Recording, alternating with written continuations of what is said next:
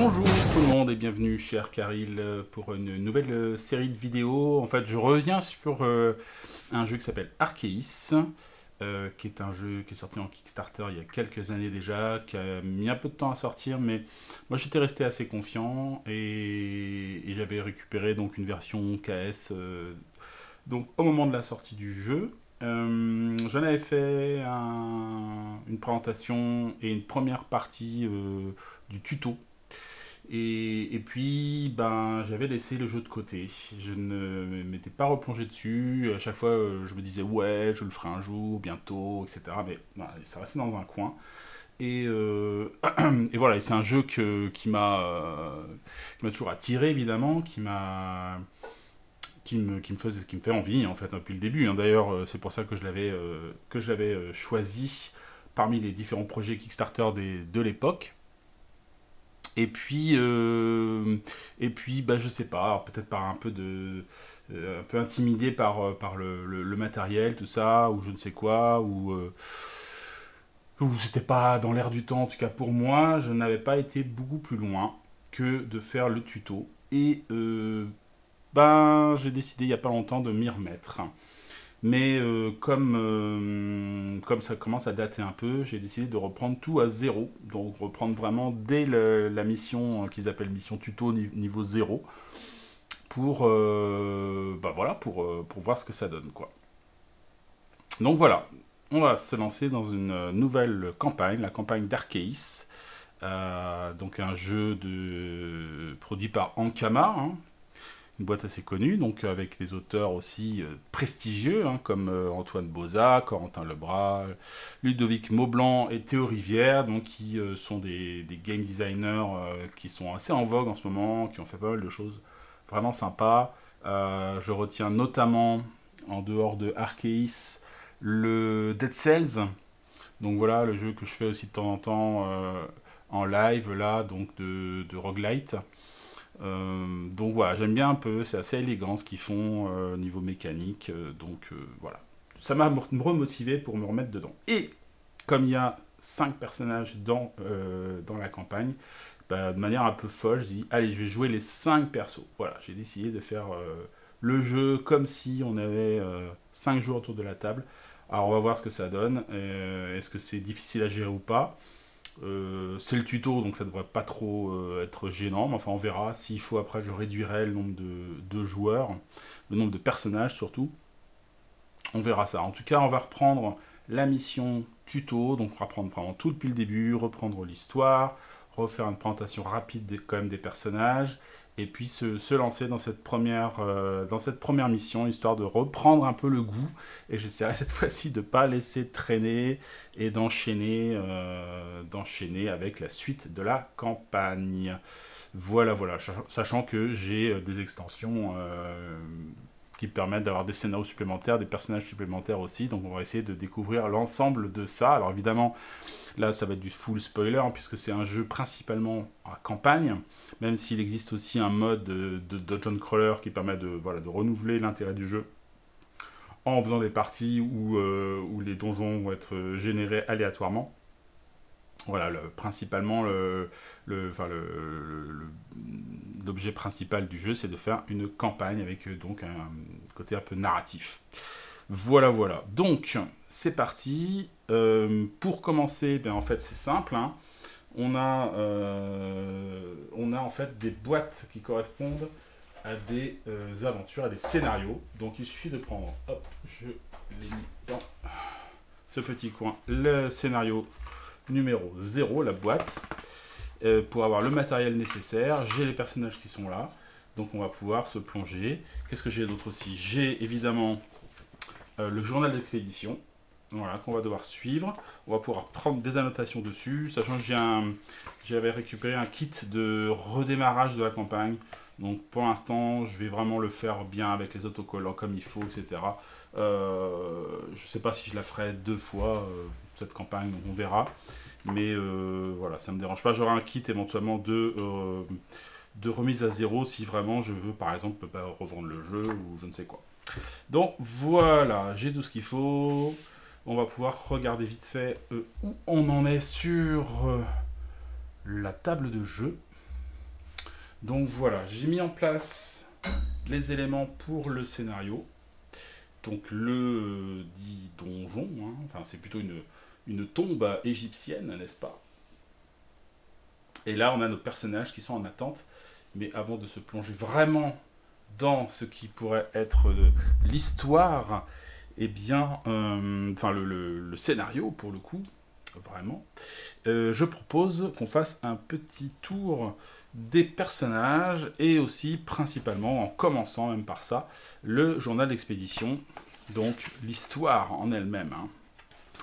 Ok, donc là, on voit qu'on peut mettre la date de début de campagne, donc je vais mettre en ce jour. Donc voilà, 7 août 2025. Et là, pour les joueurs, les joueuses, pour l'instant, je vais juste mettre moi-même. Hein, donc Arcaril. On verra si d'autres joueurs me rejoindront. Voilà, on a une photo du groupe de héros. Et on va donc tourner cette page et se relancer dans l'histoire. Donc, introduction, les amis, introduction de l'histoire. Ça se passe à Paris, pour commencer. Ça se passe à Paris. 15e arrondissement de Paris, janvier 1936. Le coursier se tient sur le pas de votre porte, un paquet enveloppé de papier craft entre les mains. Sous sa casquette anglaise, une bouille juvénile criblée de taches de rousseur empourprée par le froid, se fend d'un large sourire qui dévoile ses dents du bonheur. Aussi jeune soit-il, il vous dépasse pourtant d'une bonne tête, l'insolent. Vous le remerciez en décochant d'un coup de pouce une pièce d'1 franc.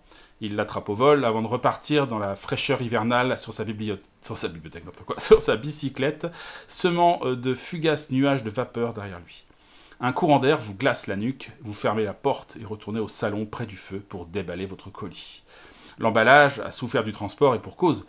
Les tampons indiquent qu'il provient d'Égypte. Quand vous tirez sur la ficelle usée nouée autour du paquet, du sable s'en échappe. Vous découvrez alors un vieux carnet épais. Vous manquez de le lâcher quand vous remarquez sur la couverture en cuir élimé des traces de doigts ensanglantés. Une lettre l'accompagne, signée d'un nom, qui vous transporte aussitôt des années en arrière. Dans un soupir empreint de nostalgie, vous vous lancez dans la lecture de la missive, puis du carnet, sans savoir que vous y passerez la nuit. Aérodrome de Marseille, février 1936. Sur le tarmac, le Phileas frémit sous la brise. Son ballon est gonflé et l'équipage termine le chargement des caisses et des malles. Vos équipiers ont déjà rejoint leur cabine à bord de la nacelle. Riat est prévenu et vous attend au Caire. Vous savez que votre fièvre d'aventure l'a certainement contaminé. Vous embarquez le dernier en observant les alentours. Cette expédition vous a coûté jusqu'au votre dernier sou. Si elle se solde par un fiasco, elle vous coûtera également votre réputation. Vous avez usé vos yeux sur le mystérieux carnet, mais vous êtes persuadé qu'il vous mènera vers une extraordinaire découverte. Avec détermination et le cœur gonflé d'espérance, vous vous accoudez au bastingage pour ne rien rater du décollage. Peu de temps après, la sirène du Phileas retentit et les amarres sont larguées. La fameuse lettre de notre ami Riat. Cher Robert, j'espère que ce courrier te trouve en bonne santé. 3 ans déjà ont passé depuis ta dernière venue au Caire. Ici, la vie suit son cours monotone. Nos aventures, bien que dangereuses parfois, me manquent cruellement. Mais je ne t'écris pas pour ressasser ces jours bénis. Le carnet que je te joins m'a été remis par un de mes contacts dans le sud du pays. Je l'ai étudié, pas avec ton expertise, mais assez pour savoir que ce n'est pas un faux. Bien qu'incapable de le déchiffrer, je suis resté stupéfait face aux quelques bribes qu'il m'a révélées. Je te laisse te faire ta propre opinion. Envoie-moi un télégramme dès que c'est fait. S'il te plaît, je trépigne d'excitation et ne trouve plus le sommeil. Ton ami Riat. Donc, on va commencer l'épisode 0 qui est un tutoriel. Alors, je ne vais pas le faire en mode tutoriel, je vais le faire en mode normal. Voilà, comme avec les règles du jeu. Hein. Ça y est, nous voilà repartis pour de nouvelles aventures. À bord de votre dirigeable flambant neuf, le Phileas. Cela fait des semaines que vous attendiez ce moment. Et dire que tout a commencé avec ce paquet sur le pas de votre porte, vous avez l'impression que cela fait des mois. L'intuition de Riat ne l'a pas trompé. L'existence de ce carnet et le fait qu'il parvienne à travers les terres, les mers et les âges jusqu'à votre palier relèvent du miracle. Comme si le passé, refusant d'être enterré à tout jamais, avait décidé de lancer un ultime appel. Lorsque vous avez parlé de ce périple à vos partenaires, ils vous ont cru fou. Impossible de monter une telle expédition en si peu de temps, disaient-ils tous. Mais à l'instar de Riyad, dès l'instant où vous avez ouvert ce carnet, vous ne teniez plus en place. Quelque chose avait changé. Vous avez passé vos nuits et vos jours à préparer minutieusement le voyage de votre vie, celui qui prouvera que l'histoire ne nous a pas tout dit. Après une étape obligatoire au Caire pour remplir les dernières formalités administratives, vous voilà au milieu du désert en train de superviser l'installation du campement. Vous prenez un moment pour considérer votre équipe. Éléonore Mansart, éminente professeure, énergique et cultivée. Alors, est-ce qu'elle est là, Éléonore? Elle est là. Hop, on va en profiter pour jeter un petit coup d'œil sur Éléonore. Voilà, membre de l'expédition. Éléonore Mansart. Éléonore Mansart enseigne au sein d'une prestigieuse université parisienne. Pour autant, n'allez pas l'imaginer totalement épanouie derrière son bureau ou sur son estrade. C'est une femme aussi cultivée que dynamique qui apprécie avant tout le travail sur le terrain. Son énergie et sa témérité la rendent aussi admirable que parfois insupportable. Elle a une capacité qui dit « Quand vous lancez les dés d'investigation, vous pouvez relancer une fois les dés de votre choix. » Donc on a le droit à une petite relance sur les investigations. Ok, Léonore. Rebecca Clark, exploratrice hors pair. Rebecca Clark, la voilà. Rebecca Clark est de celles qui se sont forgées un caractère en béton avec couche de blindage supplémentaire, le tout entouré de fils barbelés. Que voulez-vous? Il faut bien ça quand on souhaite faire carrière dans le milieu très masculin des explorateurs. Sa répartie cinglante est toujours bien placée et sa tendance à dégainer les points à la moindre contrariété donne à cette américaine une réputation de dure à cuire bien méritée. Sa capacité particulière, elle, c'est vous pouvez donner une de vos actions à un autre explorateur situé dans votre salle. Ok. Franck Gaspard, bricoleur de l'extrême. Franck, où es-tu mon ami? Tu es là. Voilà, Franck. Franck Gaspard s'impose aussi bien par sa carrure que par ses talents de bricoleur. Véritable force de la nature, il peut en effet réparer à peu près tout ce qui lui passe entre les mains. L'une d'elles a d'ailleurs été littéralement avalée par une machine infernale, il y a de ça quelques années. La prothèse mécanique qu'il porte désormais est, une fois encore, le fruit de sa créativité. Cette masse est également capable de piloter n'importe quel véhicule. Ce dur à cuire ne compte pas laisser transparaître son aversion pour les bêtes possédant plus de 4 pattes au cours de cette aventure. Capacité, quand vous lancez les dés de combat, vous pouvez lancer un dé supplémentaire. Ok. Franck. Donc Franck Gaspard, bricoleur de l'extrême et dont la carrure impressionnante a de quoi rassurer dans ce genre d'expédition. Et bien sûr, ce cher Riyad, votre fidèle ami. Medjay, pour qui le désert n'a presque plus de secret. Et il est là. Hop. Riyad Adjib. Ce Medjay connaît le désert comme sa poche. Ses dangers aussi. Ce qu'on pourrait prendre pour de la couardise n'est autre qu'une prudence et une tempérance totalement légitime. Riyad a à cœur de préserver les trésors et les mœurs de ses terres. C'est pourquoi il a choisi d'accompagner les expéditions européennes pour garder un œil sur les explorateurs cupides et sans scrupules qui n'auraient aucun remords à bafouer les cultures locales si précieuses à ses yeux. Capacité de Riyad, à la fin de son tour, de votre tour, retirez une égratignure à un autre explorateur situé sur votre case. Alors, évidemment, Robert Pierce. Robert est un égyptologue respecté, mais dont la carrière est désormais derrière lui. Ses dernières aventures en compagnie de Riyad, notamment, datent de plusieurs années maintenant. Aussi, lorsqu'il reçoit la missive de son ami l'invitant à le relancer dans de nouvelles péripéties, des plus prometteuses qui plus est, il est pris d'un enthousiasme si grand qu'il investit tout ce qu'il a, comme s'il s'agissait de son ultime aventure. Sa capacité. Robert débute chaque épisode avec 2 pièces sur sa fiche. Avant chacun de ses lancers de dés, il peut défausser une de ses pièces pour placer un dé sur la face de son choix. À la fin de l'épisode, les explorateurs gagnent les pièces non utilisées. Donc là, c'est de quoi se faire un peu d'argent, mais éventuellement, il peut choisir des résultats, voilà, si il juge que c'est nécessaire. Ok. Soudain, Rebecca vous sort de vos pensées. Les ouvriers, chargés des fouilles au travail depuis quelques jours déjà, viennent de découvrir l'entrée d'une bâtisse ensevelie à l'endroit que vous leur avez indiqué. Donc, hop, hop, hop, mise en place du scénario. Donc, j'ai déjà mis les boîtes, enfin le terrain en place. Maintenant, je vais juste prendre la petite boîte, l'ouvrir, récupérer ce qu'il y a à l'intérieur. Ce sont des cartes. Hop. Pouf, on va mettre ça par là. Ça fait style. Voilà. Alors, donc je vais les trier par couleur. Nous avons des violets, nous avons des bleus. Alors, ça correspond à tous les éléments qu'on a dans le jeu, hein, que ce soit les portes, les explorations, tout ça. Voilà, je les trie. Violet, rouge, vert, violet.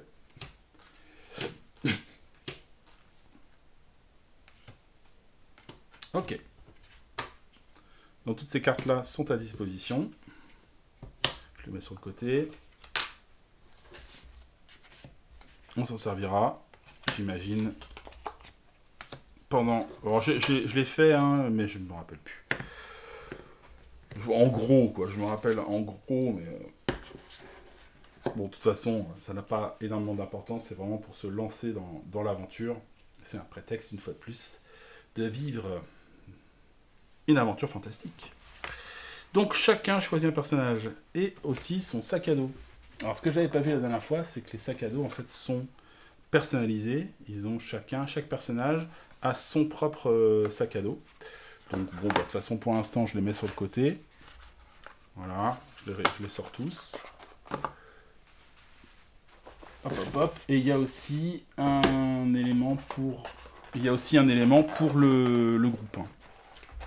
Un paquet pour le groupe. Donc là, je sors tous les sacs à dos.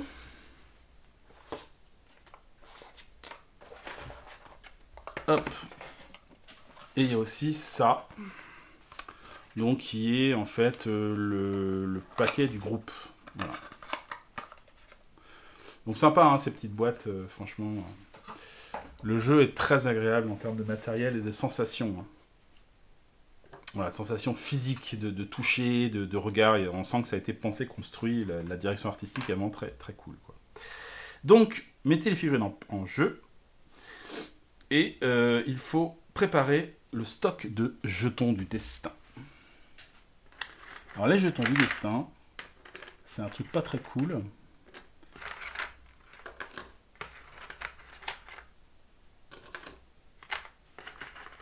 Ils sont là-bas. Alors, quand on a les 5 personnages, il y a 9 jetons du destin seulement. 1, 2, 3, 4, 5, 6, 7, 8, 9. Donc, il va falloir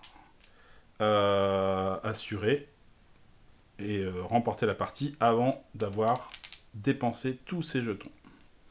Donc, hop, je les mets par ici.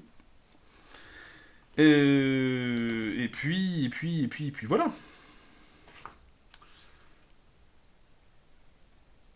Donc on a deux mouvements, enfin deux actions hein, dans le jeu. On a le mouvement, la fouille, le combat et le support. Donc au début, évidemment, on va être assez limité lors de la partie. Alors pour déterminer l'ordre du groupe, voilà, je les ai posés un peu au hasard, mais bon, je vais respecter ça. On va commencer le tour par Gaspard, puis après nous avons Rebecca, nous avons Robert Pierce, nous avons ici Eleonore, et pour terminer, Riyad Abjid, qui pourra faire du soin en fin de tour éventuellement, si besoin. Voilà. Donc c'est parti. C'est parti pour Franck qui va faire son premier tour, ses premières actions, et donc il va commencer par une action... Alors, est-ce qu'il fouille ou pas Est-ce que c'est lui qui va fouiller? Alors, il va falloir fouiller, hein, c'est un peu obligatoire dans le jeu. De toute façon, ça attire. On voit un cadavre là sur le sol. Mais est-ce que c'est lui qui va le faire? Je ne sais pas. Rebecca. Ce que je vais faire avec Franck, c'est que je vais respecter quand même le tuto. Je vais donc, hop, explorer et regarder donc ce que c'est que ce cadavre là. Donc je prends la carte qui correspond au symbole. Tandis que le couchant se part d'une couleur rouge sang, vous et votre équipe arrivez extatique sur le lieu des fouilles. Votre sourire s'efface quand vous reconnaissez une main crispée en décomposition qui semble éclore du désert. Votre équipe vous aide à exhumer un cadavre du sable brûlant. Un pilleur de tombe. Son visage porte les stigmates de la terreur et de l'agonie. Dans son sac, vous trouvez la tête d'une antique statue. Pourquoi s'encombrer d'un tel objet? Donc là, ils me disent de prendre 2 cartes violettes. Celle avec la main et celle avec les 2 serpents qui se font face. Façon Conan le barbare. Donc cette carte-là. Et la main, la voilà. Alors la main, c'est de la tête brisée. Objet, équipement. Aussi repoussant soit-il, votre intuition vous intime de garder cet objet avec vous. Ok, donc cet objet, je le place près de mon personnage, dans l'emplacement dédié, ici. Voilà. Hop, je peux le rapprocher un petit peu d'ailleurs. Ok. Voilà. Et l'autre carte, hop, c'est profanateur. Ce mot accusateur résonne à vos oreilles. Un grand malaise vous étreint soudain. Une sueur glacée coule le long de votre échine. Vos équipiers vous rattrapent autant avant que vous ne perdiez connaissance. Lorsque vous revenez à vous, vous avez la conviction que votre seul salut est de réunir la tête et le corps de la statue. Donc là, il garde cette carte devant lui. Et au début de son tour, on mettra un pion destin sur cette carte. Et si on n'a plus de pion destin, on devra piocher la carte violette avec le symbole du tête de serpent, là. Et sans doute que ce sera la fin de l'aventure, avec un échec, hein, voilà, un échec pour nous, quoi. Ok, donc ça c'est sa première action. Oh. Et bah du coup, comme il a une deuxième action, il va aller se rapprocher de la porte, qui se trouve là, et va l'ouvrir, enfin tenter de l'ouvrir. Donc pour ça, je prends la carte rouge qui correspond, et on va voir ce que ça donne. Porte. À quelques pas de votre macabre découverte se trouve en contrebas l'entrée de la bâtisse ensevelie, dont vous parlez Rebecca. Le pilleur de tombe a pris soin de la refermer. Était-ce pour empêcher d'y entrer ou d'en sortir? Comme un venin, la peur s'insinue mais la soif de vérité et l'appel de l'aventure sont plus grands. Vous jetez un regard à vos coéquipiers avant d'ouvrir l'épaisse porte, car vous pressentez que rien ne sera plus jamais comme avant, une fois que vous l'aurez franchi. Ok, donc ça, c'est viré. Hop. Et là, il a fait ces 2 actions. Alors, pour signaler que la porte est ouverte, on enlève le jeton qui est dessus. Pour signaler que ça a été joué. Et on passe donc au tour de Rebecca. Alors Rebecca, elle a 2 actions de la même manière, hein. Donc Rebecca, qui se trouve là. Ah bon, j'ai pas de figurine peinte. Une fois de plus, je m'en désole un peu, mais pour l'instant, je suis pas encore là-dedans. Il faudrait que je le fasse. Ça fait partie de mes projets, mais... première action, elle va faire une action de mouvement. Hop, elle va rentrer ici. Et là, elle pourrait faire éventuellement une action de fouille. Maintenant, est-ce que c'est la plus adaptée pour la fouille? Je crois que la meilleure, c'est... Enfin, je sais pas si ça va être les dés d'investigation. La meilleure pour ça, c'est Éléonore. Donc peut-être qu'elle va se contenter d'ouvrir la salle, d'ouvrir la porte, de laisser l'exploration, la fouille à quelqu'un d'autre en fait. Donc, elle va regarder cette porte-là, avec une tête de serpent. Un couloir large et obscur se révèle. Alors que vous tendez votre torche, de multiples reflets d'or et de jade constellent les murs et le plafond. Mais l'émerveillement est de courte durée car une odeur âcre vous assaille.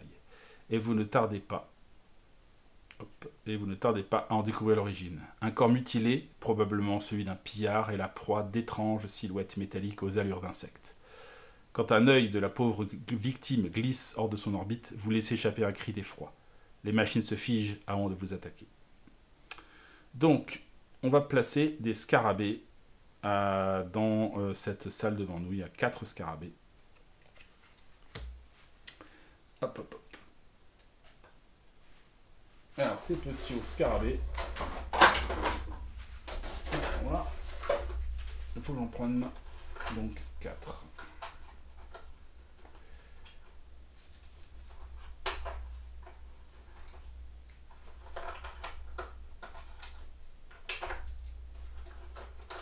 Hop. Et voilà. Donc je vais les placer sur le plateau de jeu comme demandé. Donc il y en a un ici et 3 là.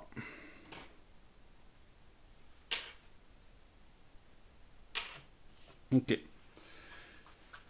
Donc là, elle a terminé. Hein. Elle a fait une action de mouvement, une action pour ouvrir la porte. Donc je vais pouvoir enlever le petit jeton aussi. Et donc on va passer à Robert. Robert, que va-t-il faire?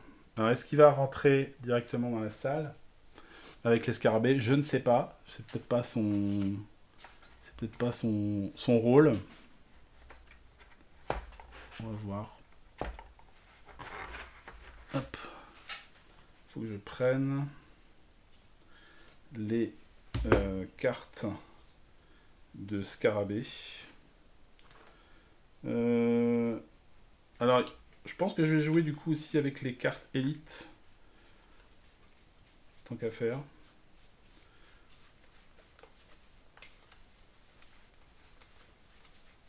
Scarabée. Voilà, je prends toutes les cartes scarabée. Donc il y en a 6. Je prends la carte élite aussi. Et je crois qu'il faut enlever un en fait, pour qu'il y ait une seule. Enfin, il y a 5 versions de scarabée, en fait, un par joueur. Donc là, on va virer une carte. Prendre la carte élite. Hop, et je vais mélanger. Donc il y a un des héros qui se prendra potentiellement un profil avec un scarabée un peu plus balèze. Voilà. Donc ça, c'est pour les scarabées. Pour l'instant, on les a pas encore affrontés. Donc, que va faire Robert?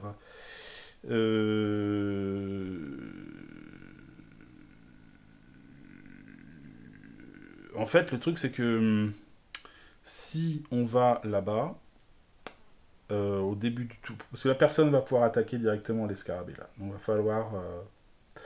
falloir le faire petit à petit. Peut-être qu'on a un peu le temps pour le moment.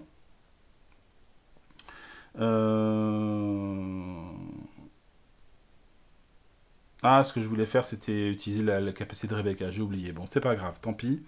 Donc, il va... donc, Robert... Pas Robert... si, Robert Pierce, notre égyptologue, il va faire une action pour rentrer. Et sa deuxième action... Eh bien, il va... Dans ce cas-là, il va... Tant pis, il va explorer. Il va explorer aussi. Ou alors il attend. Hein. Peut-être qu'il fait rien, en fait. Il reste là, devant la porte, un peu impressionné par les créatures qui s'y trouvent. Donc il va peut-être renoncer à son action. Et laisser la main à Éléonore. Donc Éléonore, elle arrive, elle voit qu'il y a un truc à explorer, à fouiller. Oh, comme c'est intéressant. Donc c'est une sorte d'hôtel avec une statue dessus. Hein. Et donc cette deuxième action va être de regarder ça de plus près. Hop, c'est cette carte-là.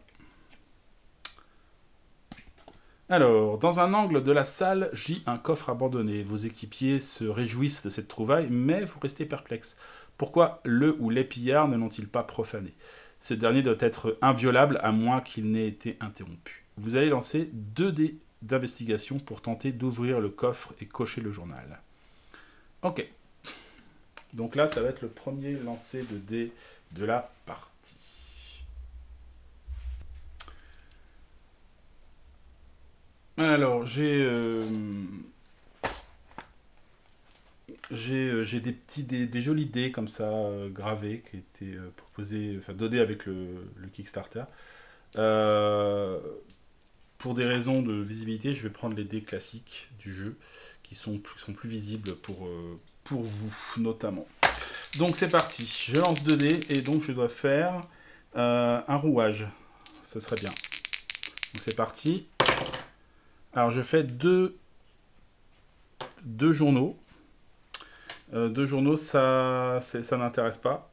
Enfin, en tout cas, c'est pas ce qui est demandé pour la carte. Donc moi, j'ai une capacité qui me dit, quand vous lancez les dés d'investigation, vous pouvez relancer une fois les dés de votre choix. Donc je vais relancer les 2. Et puis on verra bien. Hop là.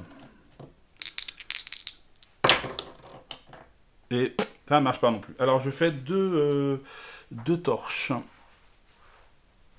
Ça veut dire que malgré mon échec, on va voir un peu ce que ça donne, je peux quand même, dans mon carnet, ici, dans mon feuille d'aventure, cocher les deux torches que j'ai faites. Donc l'exploration aidera quand même. Cette action aidera quand même à gagner 2 $ quand même à la fin du scénario. C'est déjà ça, hein, les compensations qu'on peut. Hein. Donc, on va regarder le résultat. Si on rate, on pioche une carte violette. Hop. C'est celle-là. Hop. Vous pensiez sincèrement réussir là où un pilleur de tombe a échoué. Vous vous entaillez un doigt en tentant d'ouvrir le coffre. Vos équipiers vous rejoignent, alertés par votre cri suraigu. Prenez une égratignure. Vous appelez à l'aide vos équipiers. Déplacez tous les autres explorateurs dans cette salle. Ah, donc là, on fait avancer directement Gaspard et Riat, qui étaient encore dehors, dans la salle. Et donc, cette pauvre Éléonore prend une égratignure. Donc là, je prends ce jeton-là, que je vais mettre sur son personnage. Donc elle a sa première blessure. Voilà. Bon, c'est une égratignure, c'est pas trop méchant. J'aurais préféré réussir, hein, mais bon, malgré la relance, vous avez vu que... bon, ça n'a pas fonctionné. Donc, elle a terminé son tour. Donc on passe au tour de Riat. Riat, donc qui est là et qui lui, bah, du coup, va aller s'occuper des scarabées. Il va pas rester les 2 pieds dans le même sabot. Hein. Quoique, ouais, il peut soigner le... Oh, c'est un peu dommage quand même, je ferai ça plus tard. Donc lui, il va rentrer dans la pièce pour une action. Donc directement, il va engager le scarabée qui est là. Donc je vais piocher une première carte de scarabée. Hop. Et donc, cette carte-là lui est dédiée. Donc ça donne les manières de combattre le scarabée et elles lui sont propres. Donc ils ont une vie. Il a un d'effet de début de tour. Voilà. Déplacez tous les scarabées se trouvant sur une case adjacente sur votre case. Si aucun scarabée n'est présent sur ces cases, placez un scarabée sur votre case. Donc lui, il va popper des scarabées, donc c'est pas terrible. Ça, c'est les conséquences si on fait une exploration, enfin si on fait une fouille, oui, comment ils appellent ça comment ? Une investigation ou un déplacement. Et puis ça, c'est comment on fait pour l'éliminer. Donc ma deuxième action va être une action d'attaque. Et donc je vais lancer 2 dés de combat.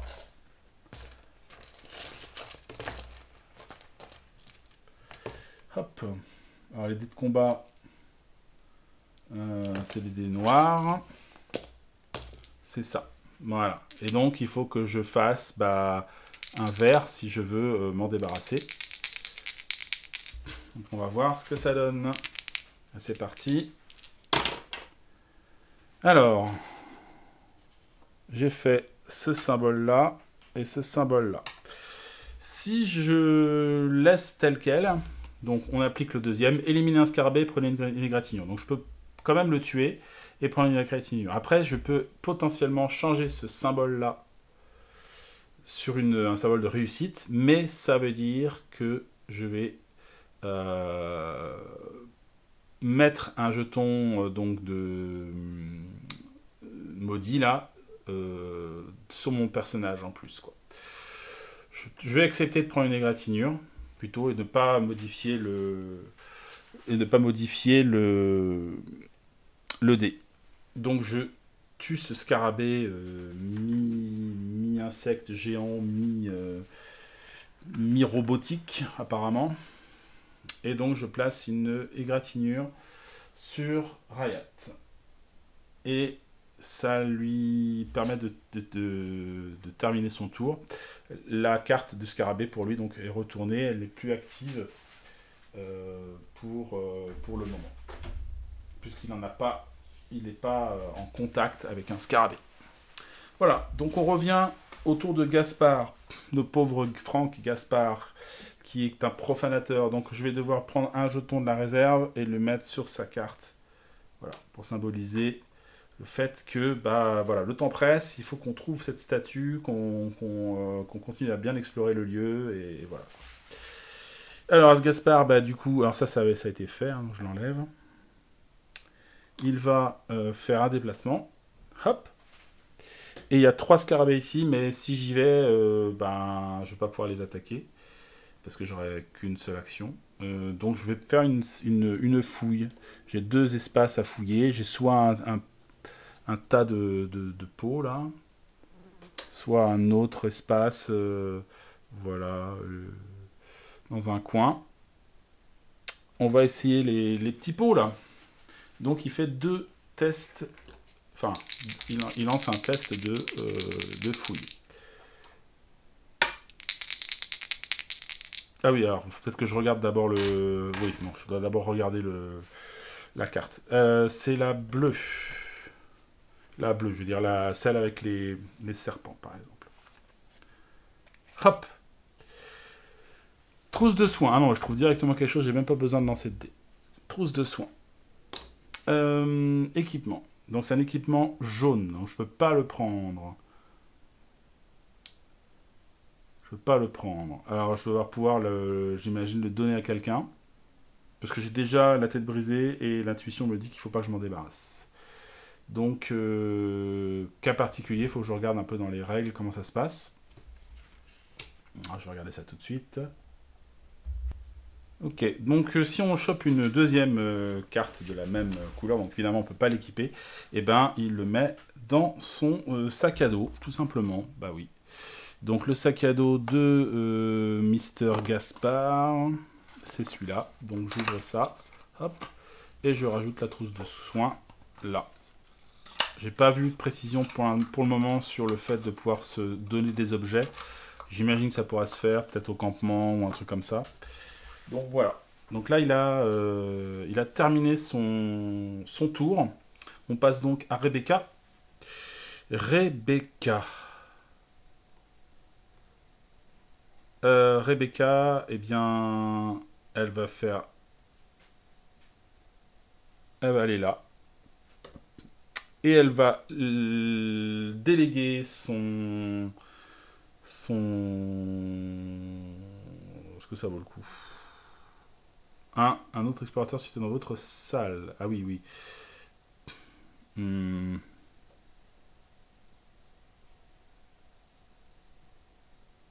Non. Elle va aller fouiller aussi. Donc elle va aller là. Ici pour une action. Et deuxième action, elle regarde le deuxième lieu de fouille. Et elle tombe sur un fouet. Vous pouvez relancer une fois un dé lors de votre jet de combat. Donc hop, elle équipe sa carte de fouet, tout simplement. Et ça termine son tour. Vous voyez, les tours sont quand même plutôt rapides. Hein. C'est pas très complexe en soi. Hein.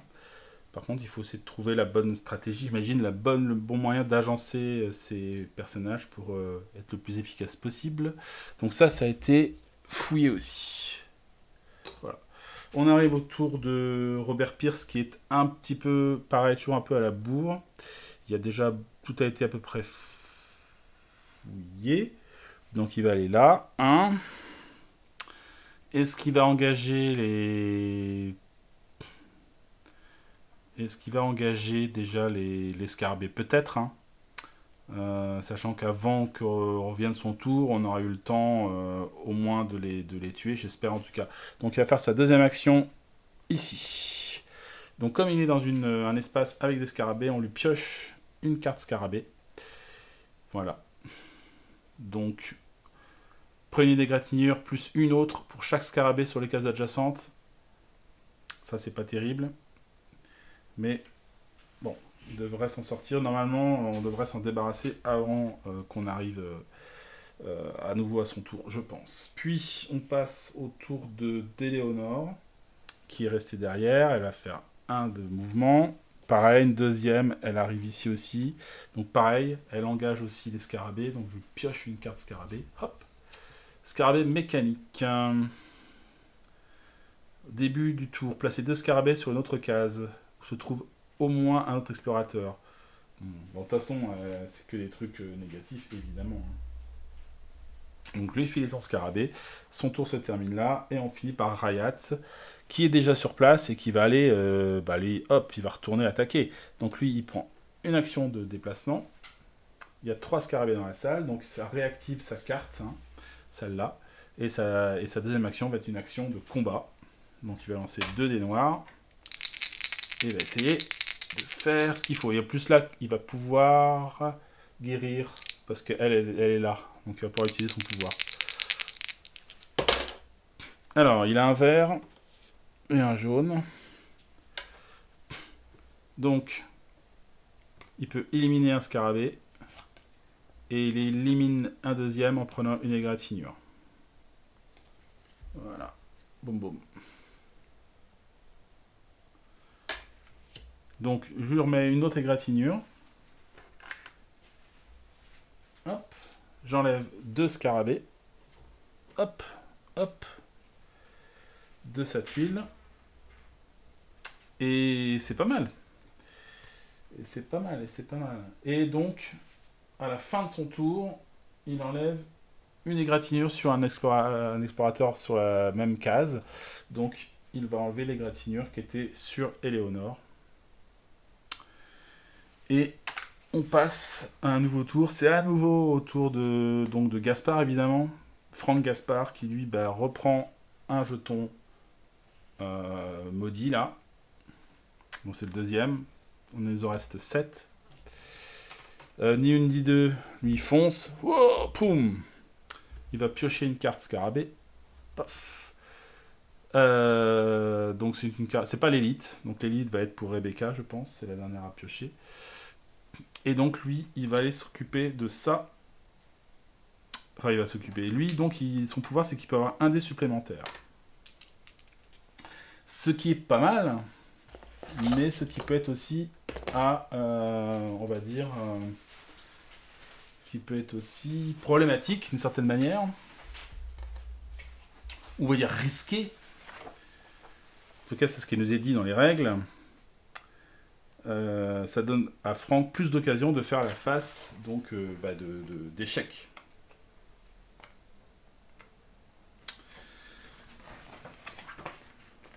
Mais bon.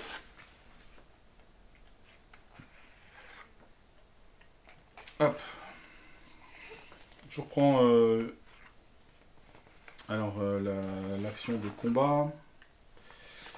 C'est où ça déjà? Capacité de personnage, action de fouille, action de combat. Donc, puisqu'en effet, ça nous indique ça, hein, pour préciser, on lance 2 dés, on applique les effets correspondant aux faces. Un dé de combat à 4 faces différentes. Donc, la face avec ça, qui peut être changé sur une autre face si on prend un jeton destin dans le stock et on le met dans son sac à dos. Voilà, si on peut éviter, on peut le faire.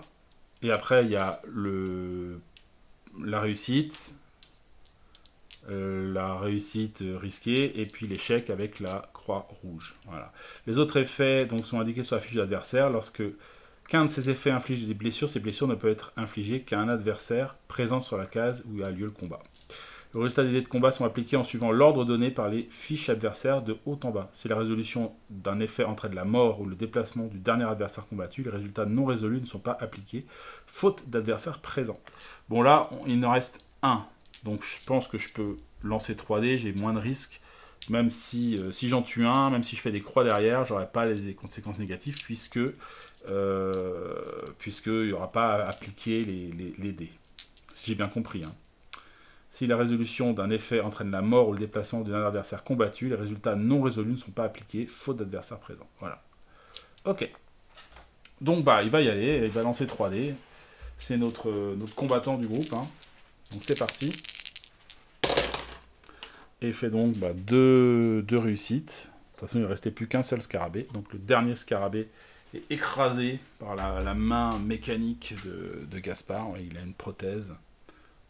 Pas si on la voit bien, mais là il a une prothèse à la main gauche, une sorte de grosse pince là. Ok, donc il a fait un déplacement, une attaque, et il a détruit les scarabées. Donc les scarabées, du coup, hop, on retourne toutes les cartes scarabées parce qu'il n'y en a plus. Ah, c'est une bonne chose. Et on passe au tour de Rebecca. Rebecca qui restait un petit peu en arrière. Rebecca, ce qu'elle va faire, parce qu'il y a un truc à fouiller aussi là, elle va faire une action de mouvement, et la deuxième action, elle peut donner une de ses actions à un autre explorateur situé dans sa salle. Donc elle donne son action à Éléonore, qui elle va faire une fouille. Voilà. On a dit qu'elle était un peu meilleure pour la fouille. Enfin, s'il y a besoin de faire des fouilles, d'ailleurs. Elle va regarder ça. Hop. Étendu dans une couche de poussière, vous découvrez le corps décomposé d'un pilleur de tombes. Une pointe de lance brisée est logée entre deux de ses côtes. Lancez 2 dés d'investigation et cochez le journal. Alors, il faut que je obtienne, si possible, une loupe. Donc c'est parti. Alors j'ai une loupe. Non, j'ai pas de loupe. J'ai un échec et j'ai une torche. Alors torche, j'en ai déjà trop. Donc je vais tout relancer. Allez, un peu de chance là. Un peu de chance au dé. Que diable. Ok, donc ça ne veut pas. Alors, donc, j'ai le journal et la torche. Le journal et la torche. Alors voyons ce que ça donne dans mon petit truc. La torche, je sais déjà fait. Et le journal, je vais rajouter donc ici une coche pour un journal. Voilà. Donc là, j'en ai 2 ici. Si je veux débloquer ce truc-là, il faut qu'on ait fait tout ça. Et là, j'ai débloqué la torche. Bon, pour l'instant, pas eu trop de bol au dé. Certains me diront, c'est habituel. Voilà, ça c'est fait. Hop. Cette carte-là est défaussée. Donc ça, c'était le tour de Rebecca qui se termine là. Donc maintenant, on a 2 portes à ouvrir. Et ça va être au tour de Robert. Donc Robert va aller ouvrir... celle-là peut-être. Donc la porte qui est là. Alors le symbole, c'est le chacal rouge. Voyons. Incroyable. Les hiéroglyphes qui ornent ce porche racontent l'histoire d'une divinité qui vous est parfaitement inconnue. Quel secret allez-vous déterrer? Quelle vérité peut bien se tapir entre ces murs? Un mélange de frissons et d'excitation fait tambouriner votre cœur dans votre poitrine. Vous ouvrez la porte prudent. Au centre de la pièce, le corps décharné d'un autre pilleur de tombe vous adresse un rictus morbide. Par une triste ironie, ce tombeau est devenu le sien.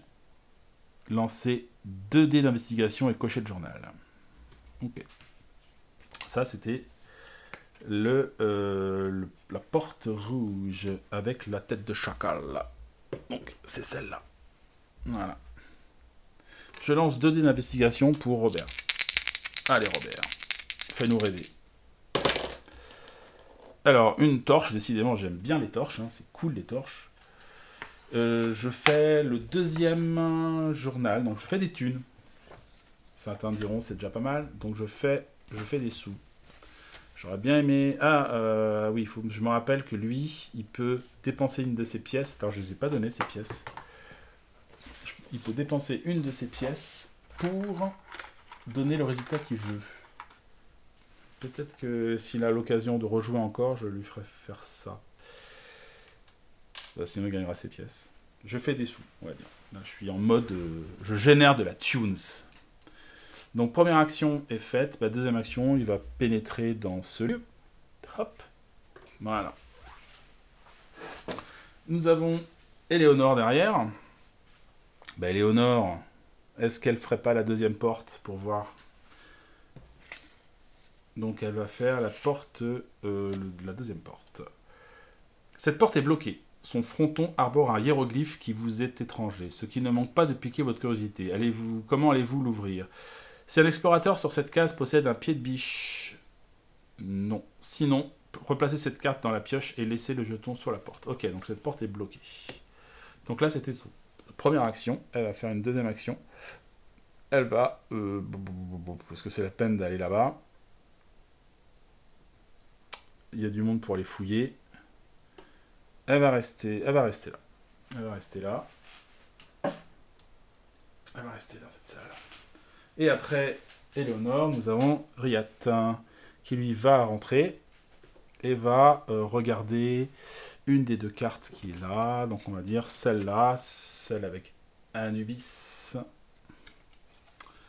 Ah bah tiens. Et il trouve le pied de biche.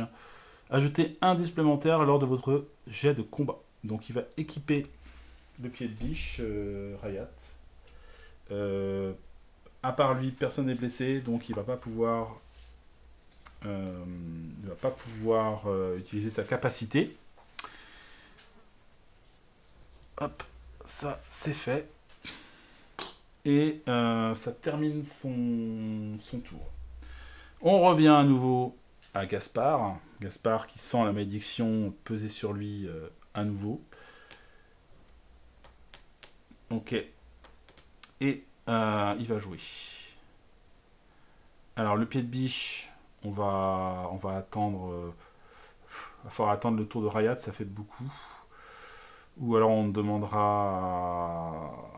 Ouais, ça ne fera pas changer grand chose. Qu'est-ce qu'il va faire? Il va les fouiller quand même. Donc il fait une action. Deuxième action, il regarde ce que c'est que ça. Hop. Événement. Une statuette dorée se dresse sur son socle, baignée d'une douce lueur qui vient du haut plafond. Vous êtes curieux de l'ingénieux procédé qui permet cette mise en scène. Donc il est baigné d'une douce lueur, en effet. Sur le plan historique, cet objet a peu de valeur, mais à la revente, c'est une autre histoire. Comment se fait-il que les pillards ne s'en soient pas emparés? Vous réalisez qu'ils ne sont pas arrivés jusqu'ici. Et vous, qu'allez-vous faire? Si vous prenez la statuette, prenez la carte avec l'oiseau. Sinon, replacez cette carte dans la pioche. On va la prendre. On va la prendre. Pas mal. Alors, objet, relique, statuette dorée. Vous vous emparez de la statuette, rien ne se passe. Vous êtes rassuré. Un vrombissement attire alors votre attention sur une paroi ébréchée. Dans un effroyable craquement, elle s'éventre sous le poids d'une nuée de scarabées d'or et de métal. Pourquoi diable avez-vous pris cet objet sans importance? Quand vous obtenez cette carte, placez un scarabée dans chaque case du jeu. Ah, oups. Donc ça, c'était Gaspard. Donc Gaspard, il récupère une deuxième carte qu'il va mettre dans son sac. La statuette dorée. Mais malheureusement, il faut que je mette des scarabées un peu partout. Donc j'en ai 4. Il en faut 1, 2, 3, 4, 5. Il en faut encore un petit dernier. Hop, les scarabées débarquent. Alors c'est pas super cool parce que parce qu'il va falloir les tuer avant qu'ils agissent. Hop, encore un scarabée ici dans l'entrée. Et un dans la salle derrière qu'on n'a pas ouvert encore. On n'a pas ouverte. Voilà. Je vais prendre un petit peu de hauteur. Comme il y a un peu de relief sur le terrain. Voilà. Bravo Gaspard, bien joué. Ok, bon bah c'est comme ça. Hein. Il a joué. Gaspard a joué. Donc on passe au tour de Rebecca. Rebecca, elle est dans un lieu où il y a un scarabée ici. Elle n'avait pas encore de carte scarabée. Donc elle en prend une. Hein. Et il y a un effet de début de tour. C'est le scarabée d'élite, hein, on avait dit, c'était pour elle. Qui dit, prenez une égratignure par scarabée sur votre case. Alors, il n'y en a qu'un. On va dire, dans son malheur, c'est pas si pire. Donc elle prend une égratignure, Rebecca. Hop, c'est sa première. Ça, c'est, on voit en fait, là on voit le tour de jeu ici, hein. Résoudre vos effets de début de tour, résoudre les effets de début de tour des adversaires avec qui vous êtes aux prises, réorganiser votre équipement, effectuer jusqu'à 2 actions. Voilà, donc là on rentre dans son tour, elle a 2 actions, elle va pouvoir potentiellement se débarrasser de son scarabée, ce qui serait bien pour éviter qu'il s'active autour d'Éléonore. Donc première action, elle va attaquer la bébête qui est là, avec 2 dés noirs. Ah là, en plus elle a le fouet, elle. Rebecca. Vous pouvez relancer une fois un dé lors de votre jet de combat. Ok. Hop. Alors elle fait une victoire et un comme ça. Ok, le premier icône c'est éliminer un scarabée et prenez une égratignure. Donc de toute façon, elle est obligée de prendre ça. Comme c'est un d'élite, elle est obligée de prendre une égratignure avant de le tuer. Mais au moins, elle s'en débarrasse. Et elle prend une deuxième égratignure. Hop. Ok. Ça, c'était sa première action. Deuxième action. Ça sert à rien d'aller les chercher, hein, les scarabées. On va attendre tranquillement. Hein. Celui de Robert Pierce, il va s'activer. Tant pis. On va attendre là. Hein. Donc là, elle peut déléguer son action, mais ça sert à quoi? Ça sert pas à grand chose. Sinon, de permettre quand même... Non, si Robert le flingue pas... Ouais, non, c'est dommage, parce qu'après, elle aura un scarabée sur le truc. Non, non. Elle reste là, tranquille. Et elle passe son tour à Robert. Robert, lui, réactive son scarabée. Début de tour, prenez une égratignure plus une autre pour chaque scarabée sur les cases adjacentes. Alors, heureusement, là, il n'y en a plus. Donc, il prend une égratignure, il se fait agresser par le scarabée qui est sur sa case. Et il a 2 actions. Si je me déplace, je prends une égratignure. Hein. C'est l'effet du scarabée. Vaut mieux c'est de s'en débarrasser. Donc, il va attaquer. Tenter le coup. Hey, 2 croix rouges. Alors, prenez égratignure par scarabée sur votre case. Donc, il reprend une égratignure pour cette action. Et puis, il va retenter une deuxième action de combat. Allez. C'est bon. Il fait un vert. Donc, le vert, c'est éliminer un scarabée. Ok. Donc, il réussit à le tuer. Hop. Ça, c'était le tour de Robert Pierce. Ça, on a fait déjà, hein, ça. Hein. C'était la statuette, j'imagine. Ouais. Ok, donc ça, il a fait ses 2 actions, Robert, pour le coup. Donc, on passe à Éléonore. Éléonore, alors, elle est là. Elle peut pas faire grand-chose. Sinon... Sinon, aller s'occuper d'un scarabée éventuellement, mais est-ce vraiment nécessaire? Est-ce vraiment nécessaire? Je pense pas. Les scarabées, on voit qu'apparemment, ils bougent pas trop de leur place, quoi. En tout cas, tant qu'on va pas les titiller, ils restent là, donc je vais pas trop m'embêter. Il n'y a plus rien à fouiller pour le moment. Je sais que là, il faut un pied de biche. Donc, on attend. On attend et on passe le tour à, du coup, à Riyad, qui est ici. Riyad, il a le pied de biche, donc il va faire 1 de mouvement. 2, il retente d'ouvrir la porte. Si un explorateur sur cette case possède un pied de biche, il le défausse. Et vous prenez la carte toc. Ah, il faut que je défausse quand même mon pied de biche. Donc, ok, adieu pied de biche. Je casse mon pied de biche en ouvrant la porte. Et je prends la carte scarabée rouge qui est là. La porte s'ouvre lentement en un grincement majestueux et grave. Vos yeux s'illuminent quand vous découvrez au centre de la pièce un piédestal sur lequel trône une magistrale statue, décapitée. Enfin, que va-t-il se passer quand vous remettrez à sa place la tête que vous avez trouvée au début de cette aventure? Soudain, une horrible angoisse court le long de votre échine. Dans la pénombre, les abominables cliquetis métalliques viennent de reprendre. Donc, il faut que je replace 3 scarabées dans ce lieu. Ok. Alors, 1, 2... Et encore un. Donc il y en a 4, hein, du coup, parce qu'il y en avait déjà un que j'avais rajouté. Donc là-bas, dans cette dernière salle, se trouvent 4 scarabées. Et ça termine le tour de Riyad. On recommence avec Franck, qui prend encore une... alors ça va, il nous en reste 5, hein. On n'a pas été trop... C'est un tuto, hein, donc je pense que c'est pas trop tendu à ce niveau-là.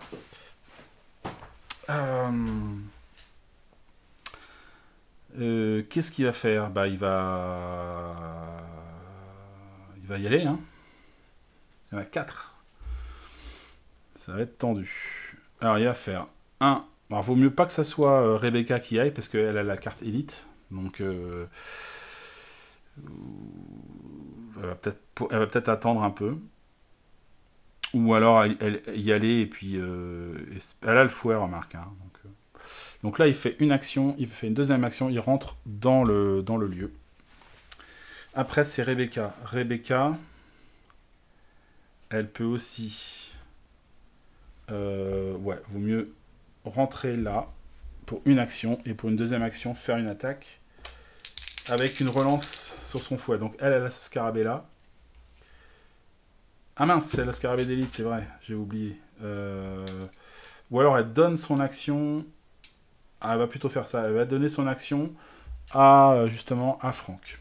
Franck, on sait qu'il a 3 dés d'attaque, donc il va y aller. Il va tenter de faire 3 attaques. Enfin, 3 dés d'attaque sur les scarabées qui sont là. Donc ils sont en train... Ils sont autour d'eux là. C'est parti. Alors, il a un vert et 2 jaunes. Un vert et 2 jaunes. Donc avec le vert, il tue un scarabée. Avec le jaune, il tue un scarabée et prend une égratignure. Et avec l'autre jaune, il tue un scarabée et il prend une égratignure. Donc il est quand même efficace. Par contre, il prend 2 blessures. Hein. Mais bon, il en avait pas encore. Donc on va dire c'est pas trop grave. Donc le black 2 égratignures. Et par contre, on se débarrasse quand même de 3 scarabées sur les 4. Donc c'est quand même assez balèze. Ok, donc ça c'était le tour de Rebecca. C'est pas mal le fait de pouvoir donner un ordre. Comme ça on évite aussi pour elle d'appliquer les effets de l'attaque contre le scarabée d'élite. C'est très bien. Robert, il va y aller. 1, 2. Il va voir cette salle. Il reste un scarabée. Il n'avait pas de scarabée chez lui, donc tout va bien. Éléonore. Éléonore, elle va pouvoir essayer de tenter d'attaquer le dernier scarabée. À moins qu'elle fasse une dernière fouille. Qu'est-ce qu'elle fait si elle fouille avec son scarabée, là? Elle prend une égratignure. Elle en a plus. Alors, elle va peut-être faire ça. Donc, elle va rentrer. Hop. Et là, oh, elle voit quelque chose à fouiller. Donc, elle ne peut pas s'empêcher de se diriger vers cette chose. Et donc, le scarabée lui met une égratignure. Je pense que ces égratignures disparaissent d'aventure en aventure. Je pense. Donc, je ne prends pas trop de risques à faire ça. Ce qui me permet de bénéficier de son pouvoir de relance, même si jusque-là, ça n'a pas été très efficace. Alors là, c'est le scarabée vert. Est-ce que j'ai le droit déjà de le prendre, ce truc-là? C'est un scarabée vert, c'est ça? Ah, je me suis peut-être trompé dans la mise en place. Attendez, je vérifie une chose. Où est-ce qu'il est? Il est là. Il est vert ou il est pas vert? C'est pas un scarabée. Pas du tout. Je sais pas pourquoi j'ai mis ça. C'est pas du tout un scarabée. Pof, je me suis trompé d'icône. C'est ça.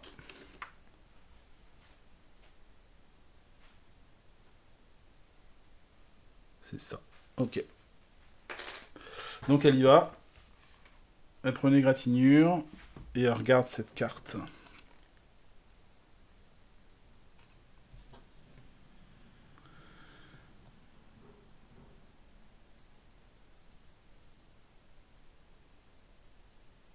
Alors, événement. Baigné par un rayon de lumière filtrant du plafond, une statue décapitée trône au centre de la pièce. Il ne fait aucun doute qu'elle correspond à la tête que vous avez trouvée à l'entrée. Si un explorateur dans votre case, oui, possède la tête, brisée, prenez la carte. La carte comme ça. Sinon, remplacez cette carte dans la pioche. Donc on peut le faire, puisque Gaspard a la tête brisée.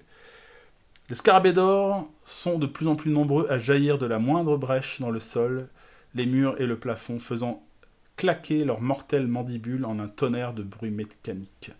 Vous les sentez déjà s'insinuer sous vos vêtements pour vous dévorer vivant. Mais non, vous ne mourrez pas ici. Dans un ultime effort, vous montez sur le piédestal pour remettre la tête de la statue à sa place légitime. Alors les insectes tueurs reculent au fond de la salle pour disparaître jusqu'au dernier dans les infructuosités.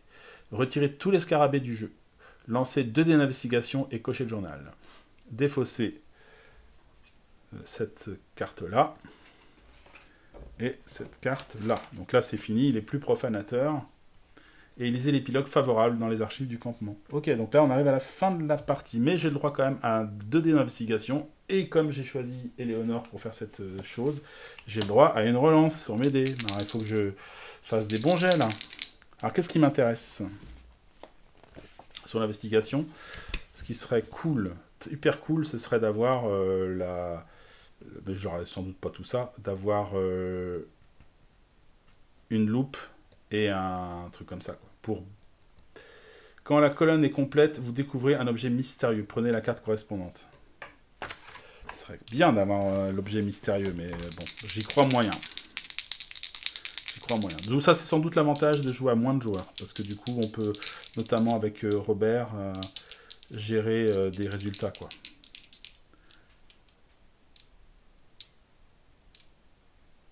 Ouais. Allez, c'est parti. Alors, c'est pas si mal. C'est pas si mal, parce qu'en fait, j'ai quand même la loupe, et ça, je peux prendre un pion maudit pour pouvoir changer ma face, ce que je vais faire. Donc je vais mettre un jeton comme ça dans... Elle ne peut pas s'empêcher, hein, et elle commence à frayer avec la malédiction. Je transforme cette icône-là sur cette icône-là. Donc ça, je vais rajouter dans sa petite boîte à notre fringante Éléonore Mansart. Je vais lui mettre un petit jeton maudit. Hop. Mais ça me permet, en échange, hein, de mettre une croix ici, une croix ici, et ce qui me permet de découvrir un objet mystérieux qui se trouve être celui-là. Et ça, c'est cool. La croix de vie, artefact relique. Cet objet rituel rayonne d'une puissance mystique. Sa matière est tiède et il est plus lourd qu'il n'y paraît. Vous pouvez défausser cette carte lorsqu'un explorateur reçoit sa 5e égratignure. Si vous le faites, cet explorateur défausse ses égratignures mais ne reçoit pas de trauma. Ok. Une petite assurance vie. Ok. Donc, ça, je vais mettre dans... pareil, du coup, dans la petite boîte d'Éléonore. Alors, Éléonore, est-ce que je t'ai mis ta boîte? Bah, je viens de l'avoir un instant. Elle est là. Là, ça c'est le groupe. Trop de boîtes. Trop de boîtes, trop de boîtes. Là, voilà. Donc, je lui rajoute cette petite carte bonus. Hein. Un petit objet, une petite relique, que je peux vendre aussi pour 2 $. Hein. Hop. Voilà. Hop. Et donc, c'est marqué « Lisez l'épilogue favorable dans les archives du campement ». Donc, je prends les archives du campement qui sont là. Hop. Épisode 0 sur les traces des pierres de tombe. Quand vous y serez invité, décollez l'un des autocollants épilogue et collez-le sur l'emplacement dédié dans le journal d'expédition. Épilogue favorable.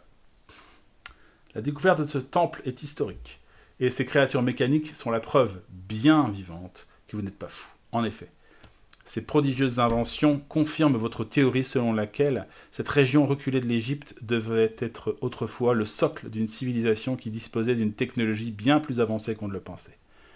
Alors que des milliers d'astres scintillent dans le ciel d'encre, en proie à une excitation fiévreuse, vous peinez à trouver le sommeil. Prenez les bonus liés aux coches de votre journal. Vous débloquez l'amélioration C01. Alors, les amis, mon journal, il est là. Donc, je vais gagner des dollars, si j'ai bien compris. Et ici, je vais poser donc ma petite amélioration, enfin l'épilogue déjà, pour me rappeler que j'ai réussi cette mission. Épilogue favorable. Donc, je prends l'autocollant. Et je place cet autocollant en position ici même. Hop. Et voilà. Et je débloque l'amélioration C01. Vous avez débloqué, si vous avez débloqué l'épilogue favorable, vous avez accès à une nouvelle amélioration pour votre campement. Si vous n'avez pas les fonds nécessaires ou si vous voulez garder votre argent, vous pourrez vous l'acheter plus tard. Donc pour 1 $, si j'ai bien compris, c'est le quartier général. Fort de cette expérience, vous décidez d'établir un QG avec vos camarades pour mieux préparer les futures expéditions. Alors, le truc, au début de chaque épisode, le premier joueur lance un dé d'investigation et coche le journal. C'est pas mal, ça. Je pense que je vais me l'acheter, puisque j'ai quand même fait pas mal de sous. J'ai fait 4 sous. Donc, pour 1 $, je vais récupérer cette chose. Et où est-ce que je le mets ? C'est où le campement? Les améliorations de campement. Et ça doit être dans le journal, ça. Campement. Allez, voilà. Campement. Lors de chaque retour au campement, vous pouvez effectuer une fois chacun des effets ci-dessous. Accès aux cartes d'expérience de niveau 1 et 2. Prenez jusqu'à 2 jetons relance dans la boîte campement et répartissez-les comme vous le souhaitez entre explorateurs. Ça, je ne sais pas ce que c'est. Table de jeu. Ah, j'ai ça. J'ai une table de jeu dans mon campement, c'est ça. Prenez jusqu'à 2 jetons relance dans la boîte campement et répartissez-les.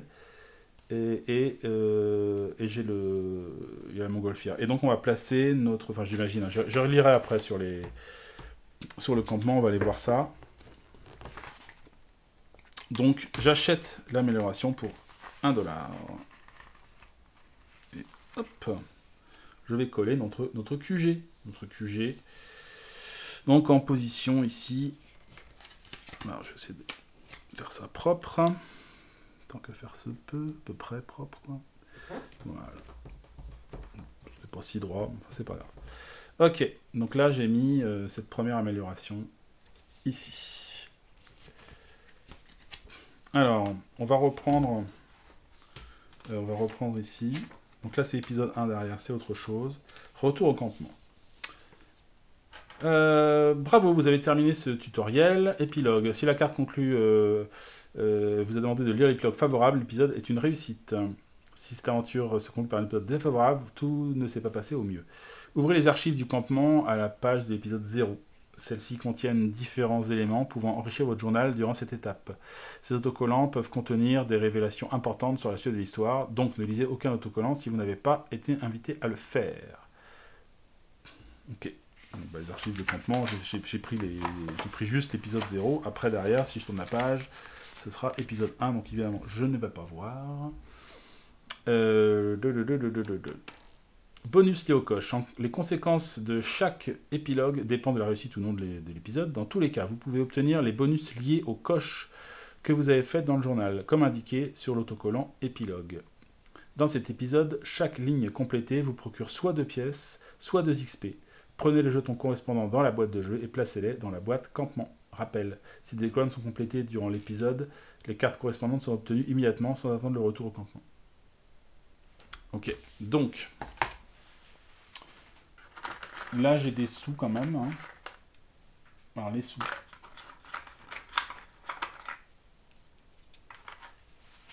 Mes bonus me font gagner 4 pièces, mais j'en dépense une pour l'amélioration. Donc il nous reste 3 sous que je vais placer dans le campement. La boîte du campement. Et en plus, les 2 pièces non utilisées par Robert, on les gagne aussi. Donc hop. C'est des sous. Ça, c'est des sous pour le groupe. Alors, installation des améliorations, on va lire un peu ce qu'ils nous disent là-dessus. La double page représentant votre campement est située à la fin de ce livret. Allez voir comment cette double page est organisée, puis reprenez la lecture de ce tutoriel. Ok, on a vu. Votre campement est constitué du Phileas, votre dirigeable, et de plusieurs emplacements qui pourront accueillir des tentes et d'autres améliorations sous forme d'autocollants. Dans la plupart des épisodes, de nouvelles améliorations sont accessibles dans les archives du campement. L'épilogue débloqué ainsi que certains événements peuvent rendre ces améliorations disponibles aux explorateurs ou au contraire les laisser bloquer définitivement. Pour pouvoir coller dans votre campement une amélioration disponible, vous devrez payer son coût grâce aux pièces que le groupe a obtenues, notamment en cochant le journal. Il est également possible d'obtenir des pièces en vendant des objets, c'est-à-dire en défaussant des cartes objets qui portent l'icône $.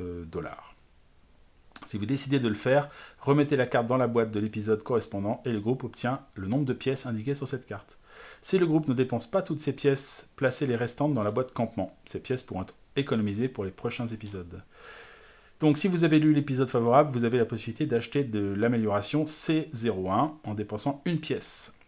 Si vous choisissez de le faire, replacez cette pièce que vous possédez dans la boîte de jeu, prenez l'autocollant, collez-le, c'est ce que j'ai fait. Si vous avez lu l'épisode défavorable, vous n'avez pas de nouvelle amélioration. L'amélioration C01 ne pourra pas être acquise durant cette campagne. Chaque élément du campement a un effet particulier. Alors, le Phileas. Le Phileas vous permet d'accéder aux cartes d'expérience de niveau 1 et 2. Ces cartes sont fournies dans la boîte de l'épisode 0. Vous avez peut-être obtenu des points d'expérience durant l'épisode 0. Une carte d'expérience de niveau 1 coûte 1 XP, une carte de niveau 2 coûte 2. Les points d'XP sont communs à l'équipe et doivent être utilisés d'un commun accord. Vous pouvez consulter les cartes liées à vos personnages et décider ensemble si vous en achetez. Si vous le faites, défaussez les points d'expérience appropriés et placez la carte dans le sac à dos de l'explorateur correspondant. J'ai pas vu, moi, de carte d'expérience. Ça me dit rien du tout. Dans la boîte.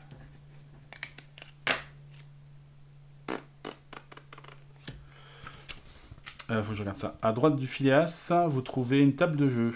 C'est ici que l'explorateur se détend entre 2 expéditions. La table de jeu fonctionne comme une amélioration utilisable à chaque étape de retour au campement. Il vous permet d'obtenir des jetons relance. Vous pouvez l'utiliser maintenant. Placez 2 jetons relance dans la boîte campement. Jeton relance. Lorsqu'un explorateur reçoit un jeton relance, il le place dans son sac à dos. Lors d'un lancer de dés, il peut replacer un jeton relance de sa sac à dos dans la boîte campement pour relancer les dés de son choix.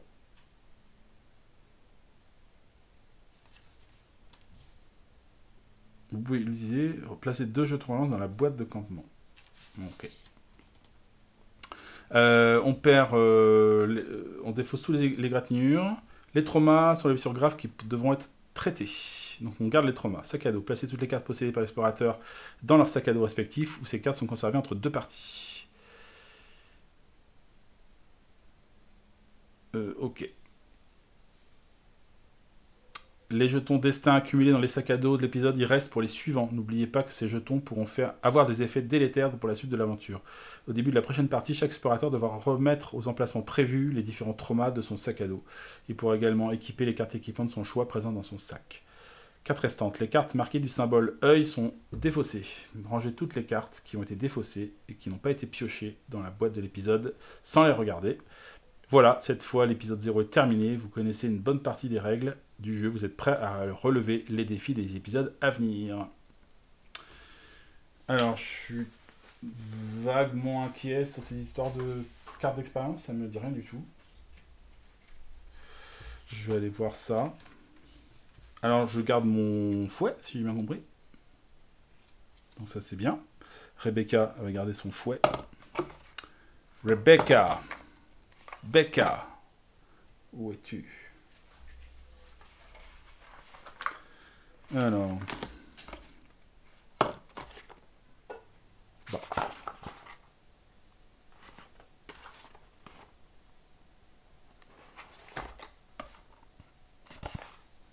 Ok, c'est toi.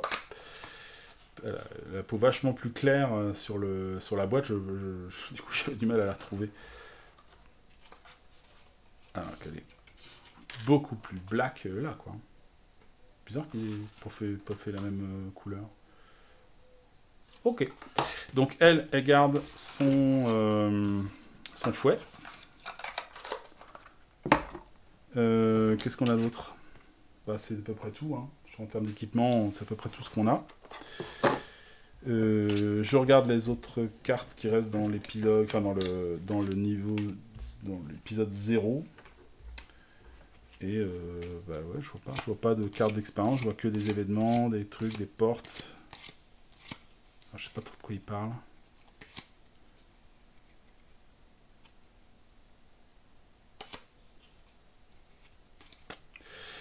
Ok, donc ça, bah je sais pas. Je range ça dans la boîte. Et je vais regarder si j'ai peut-être que je les ai pas rangés, je sais pas. On verra. En tout cas, voilà, on a fait notre première aventure d'Arkeis, notre premier scénario. Scénario donc de tutoriel un peu quoi. Toc. Donc bah, c'était sympa. C'était sympa de jouer. Je trouve que ça va avec les 5 personnages, vu que c'est des actions rapides, c'est pas trop gênant. Ce qui me permet d'avoir vraiment toute l'équipe aussi en place. J'aime bien pour le moment, on verra par la suite. Donc là, il me semble que je vais pouvoir faire une boîte d'extension. Où est-ce que je l'ai mise? Je ne sais plus. Je crois qu'il y a une extension qui permet qui est un épisode 0.5 qui permet de débloquer d'autres choses. Donc je pense que la prochaine fois, on fera cette extension-là. En attendant, bah écoutez, voilà, vous avez vu une partie complète du jeu. Donc c'était le tuto que j'ai donc fait une deuxième fois. Cette fois-ci, ça lance, on va dire, officiellement la campagne pour moi. Et voilà, donc merci à vous d'avoir suivi cette vidéo. N'hésitez pas à laisser des petits commentaires. Et on se retrouve très bientôt pour d'autres aventures. Allez, salut tout le monde. Ciao.